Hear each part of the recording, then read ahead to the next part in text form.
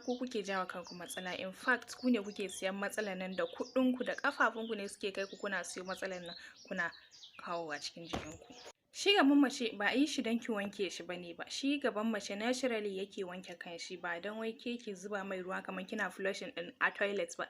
Ki zuba ki kora ruwa wai ki ce zaki ɗauraye ko zaki wani abu, to ba haka. Shi naturally yake wanke kanshi da kanshi ta hanyar discharge in ba sani ba shine dutching baya kore infection, sai dai ma ya ƙara infection.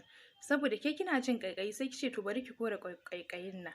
Zaki ce zaki yi dutching, kin ɗauko abun dutching kin zira, kin kora ruwa, ya ƙara yin sama. Bacteria da take sa infection ɗin nan ta yi sama.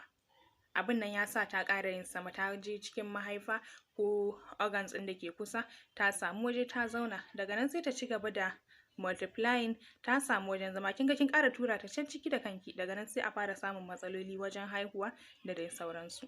Dutching abu ne da mata suke yi don su goge gabansu kamar bayan sun yi al'ada, su goge sauran da a cewar su sauran da sun da ya rage, ko su goge gabansu idan gabansu yana wari su sa gaban ya dinga ƙanshi, ko in suna da infection su kora infection ɗin nan, ko in suna jin ƙaiƙayi su kora abin da yake sa musu ƙaiƙayin nan.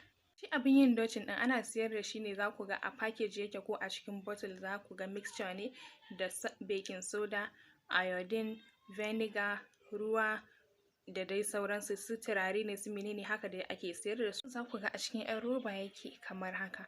Za a matsa shi sai wannan abubuwan da aka zuba a cikin ruwa ne, 'yan turare in menene sai ya shige ciki. Wasu kuma suna amfani da irin kamar wannan haka. Ko da mun yi dutching da turare, ƙanshin na ɗan lokaci ne, da ya ɗan daɗe shi kenan ya tafi.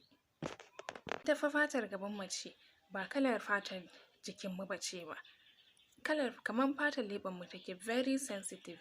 Yanzu kin ɗauki iodine, kin ɗauki vinegar, kin ɗauki baking soda, kin haɗa da wasu turare wasu na chemicals ne kin zuba a gabanki. In kika ƙone ai ke kika jawo kanki.